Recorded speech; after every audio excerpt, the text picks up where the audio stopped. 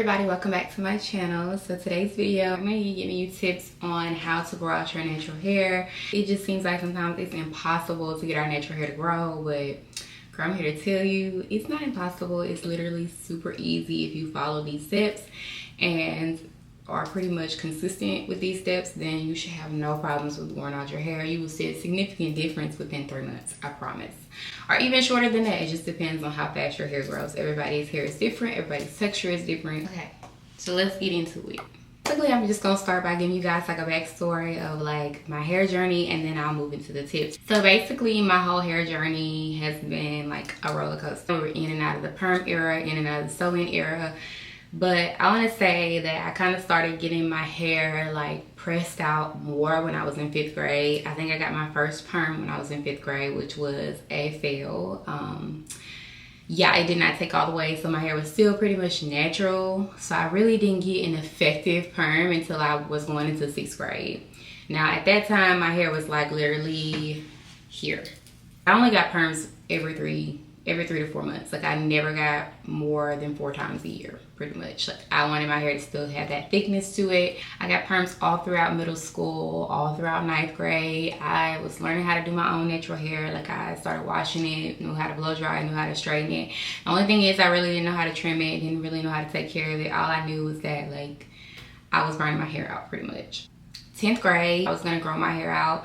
At that time, everybody was going back natural. I seen the girls with that curly hair. I was like, oh, I wanna wear my curly hair too. So I'm gonna grow out my natural hair.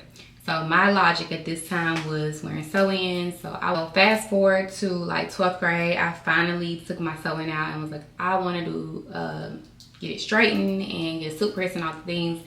Now y'all, my hair was like this long. It was paper thin. It was this long. My leave out was like here. Basically, I started doing my own sew-ins, like because I got into college. I was working 2 jobs and it was expensive. Like people were no longer buying hair from the hair store anymore. We were buying virgin hair. So I started being like, okay, well, if I'm gonna order this hair, if I'm gonna put this hair on layaway for like $300-400, then I need to know how to do my own natural hair. I need to know how to sew it in by myself. So I watched so many tutorials on how to sew in my hair. I finally learned. I was sewing in by myself, braid it down, all the things, and it still was not being healthy. Going into 2016, I decided to do the big chop. And I was terrified. I was like, okay, like I called one of my hairstylists that had been doing my hair on and off for years. And I was like, hey, I want to grow my natural hair out and I want to do the big chop. And she was like, are you sure? And I was like, yeah. And at the time, what people don't know is like when I was doing sew-ins heavily, at this point, wigs became popular. So I would order my hair from AliExpress. It was so cheap, y'all. You could get like 4 bundles in a closure for like $140. It was so cheap back then before COVID. It was that girl, okay? Y'all may remember that era. So I met this lady in Starbucks and she was like, oh my God, I love your hair. Like, who did it? And I was like, I did. I usually do my own sew-ins. This is when I made the conscious decision to big chop. And if I didn't like it, I could kind of put on a wig. So the lady had the same hairstyle I had, but she had a closure. And she was like, girl, I just made this into a wig. And I was like, really? I was intrigued. Because I'm thinking like, back then, I'm thinking like wig. I'm thinking like what your grandmama put on on the Sunday morning. I started making wigs. I learned how to get good at that. And then I made the decision to big chop because I was like, girl, I called my hairstylist up. I said, I can't do this no more. My hair is so unhealthy. It's not cute. It's not giving. I'm going to have to change it. Something gonna have to give. So she was like, okay, come on, let's change it. So I shaved off all my hair and I will insert pictures as well. But yeah, so that was the beginning of my natural hair journey. Since then, I've shaved my hair like 4 times. And then after the 4th time, I was like, girl, you're not shaving your hair no more. Like I was going through nursing school. I was going through like a crisis. My mental health was like declining. So if you've been to nursing school, you know what I'm talking about. And yeah, I just made the conscious decision I wasn't gonna shave my head anymore. I was gonna let it grow out. So the best way to do that was to do protective styling, which is wigs. Right now, that's my protective style of choice is wigs. But right now I have in a sew-in. So yeah, shop my hair brands. I will be relaunching my hair business soon. I have not decided a date yet, but I know it's coming soon. I want to be able to give you guys the best quality, the best prices, and all the things. So stay tuned for that and give you guys tips on how to grow out your natural hair. So let's get into it. Tip number one, I wash my hair, deep condition it, all the things every 4 to 6 weeks. I go get it done. I go get it braided down.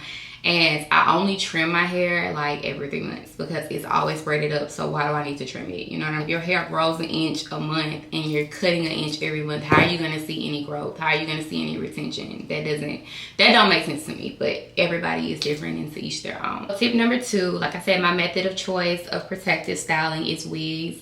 Braids, the braiding hair breaks out my scalp really, really, really bad. Like I be itching, be swimming for dear life pretty much.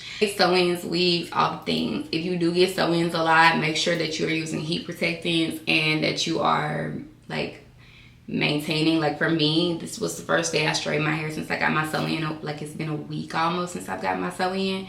So this was the first time I've straightened my hair. I usually just pin curly that night and it'd be fine. Like, and I got the most natural hair ever. Like I don't straighten it that much, so it's not heat trained. So just try to do as minimal as possible so you can preserve your length and preserve your curl pattern. That moves me into my third tip. I only straighten my hair once a year, like fully straighten it, silk press once a year. I did my end. That's for me to get it cut even. That's for me to like see the length of my hair and like really see how far it's grown. I don't usually do more than once a year just because I more so went natural because I do love my curl pattern. I went to one lady one time, y'all. She did a silk press for me. That's why you can't go to everybody. She trimmed it and she, you know, she made it even. It was long. It was like right here. And I had to end up cutting all my hair off again because she had it thermally straight. Like it was no longer, it was so silky. And I knew, I was like, my hair is so silky. Like, is it gonna go back to being curly? She was like, yeah, it's gonna be curly. This was my first time straightening it, y'all, in like 2 years. So I was very upset. I had to start all the way back over again because I'm like, girl, my hair is damaged now. Like, but I kind of feel like she put a little texturizer or something in there on the slide. That's why you gotta be watching these stylists. But I don't know. I'm just saying. Tip number 4, hydrate. Like drink your water. You'll see such a difference in your hair. Water is necessary to have healthy hair. So always hydrate, always drink your water. Okay, tip number 5, silk pillowcases. Also wearing your bonnet at night. I know some people like, it ain't cute, my man don't like it. But baby, look, your man wants you to have long hair, don't he? He wants your hair to grow. You want your hair to grow, so you have to suck it up. It is what it is. We gotta wear a bonnet. Sorry. I'm gonna put my bonnet on at night. Okay. Put your bonnet on. Last night I didn't sleep in one. I had to wake up and curl my hair, and I regret it because that's unnecessary heat I did not have to put in my hair. Had I just worn my bonnet and pin curl my hair like I was supposed to. So number 6, hair vitamins. Hair vitamins are that girl. It helps speed up your hair growth. I tried Donna's recipe. You can usually get it from Ulta or Target. I got mine from Ulta, and I tried this experiment for 1 month before I straightened my hair, and it got thicker. It got fuller, it got thicker, and I love it. I love Donna's recipe. I feel like it's great. If you are a Tabitha Brown girl, you know, like, she is that girl. And then, like, the gummies taste better than any other gummies I've ever tasted. So I had to refrain myself eating like 16 of them a day. Like, they're so good. And I'm not even sponsored for saying this, but I'm just telling y'all, like, it works so good. Really bite. Number 7, my final tip is like hair growth oils. So my 3 favorite ones, of course, is Donna's recipe, and then Miel Organics is the one like in the green bottle that like went viral or whatever. Girl, I was using it before that. Is that girl, use it. And then the Baskin Lather Co. I like to use all of those, and they mean I might use them on separate days. I might use them all together. Like, I'll probably do the Miel Organics and the Donna's recipe together, and then I'll do the Baskin Lather separately. I think the Baskin Lather, they tell you to massage it in every day. So yeah, hair growth oils are great.